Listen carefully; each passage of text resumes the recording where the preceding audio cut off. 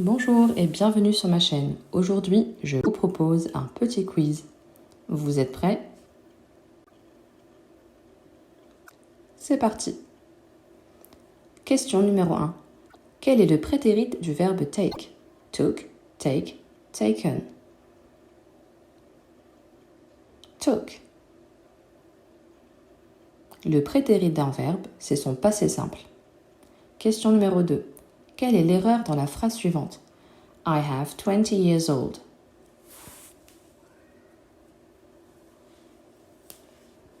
On dit I am 20 years old. En anglais, on utilise le verbe être pour exprimer l'âge. Question numéro 3. Quel est le superlatif de l'adjectif good? Better, the goodest, the best, gooder. The best. Le superlatif, c'est lorsqu'on dit le plus beau, le plus grand, le plus sage, etc. En règle générale, on utilise the et est. Mais good est une exception.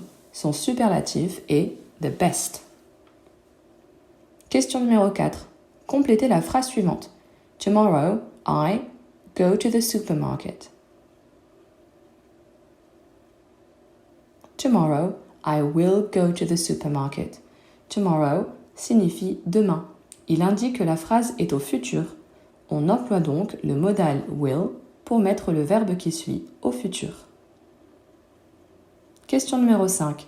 Comment mettons les verbes suivants au présent progressif à la première personne du singulier? Je suis en train de. Find, make, win.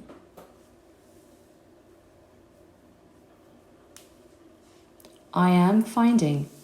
Pas de changement pour le verbe. I am making. On enlève le E. I am winning. Pour les mots de 3 lettres qui comportent une consonne, une voyelle, une consonne, on double la dernière consonne. Question numéro 6. Remettez les mots dans l'ordre pour former une phrase correcte.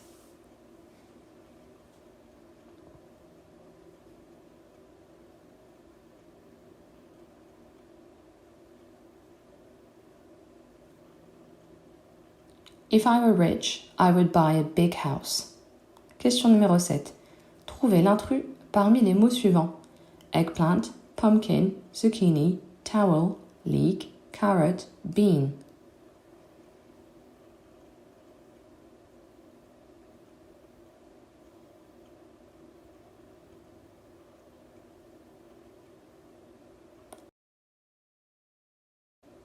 Question numéro 8.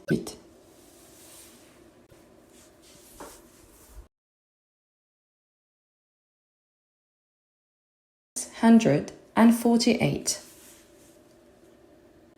En anglais, les virgules sont des espaces. Pour passer à la partie décimale, on utilise un point. Question numéro 9. John likes to play football. John likes to play football. À la troisième personne du singulier, au présent simple, le verbe prend un S. Question numéro 10. Placez much et many au bon endroit.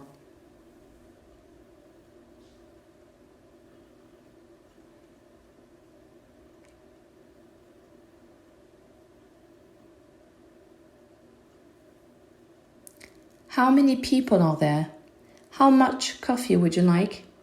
There are too much noise here. Much et many indiquent tous les deux une quantité. Much précède un nom incontable. Many précède un nom comptable. Question numéro 11. Traduisez la phrase « le livre de Mélanie » en utilisant l'apostrophe S. Melanie's book. Dans cette tournure, on place d'abord celui qui possède, Mélanie, puis l'apostrophe S, puis ce que l'on possède, le livre. Question numéro 12. Classez ces adverbes de fréquence du moins fréquent au plus fréquent.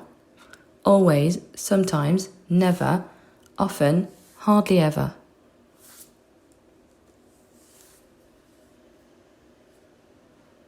Never, jamais, hardly ever, presque jamais, sometimes, parfois, often, souvent, always, toujours.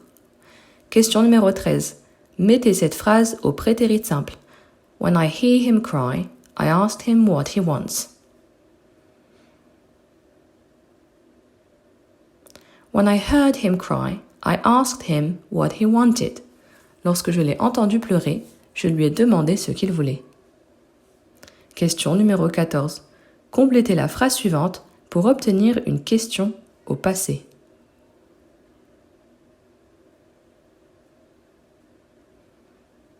Why did you close the door? Pour construire une question en anglais, on a besoin d'un auxiliaire et c'est celui-ci qui porte la marque du temps. Did et le prétérit de do. Question numéro 15. Associez le bon nom à gauche au bon verbe à droite selon le bon sens.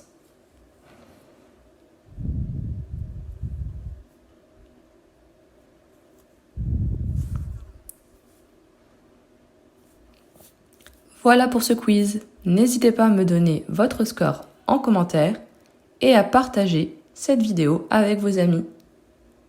À bientôt!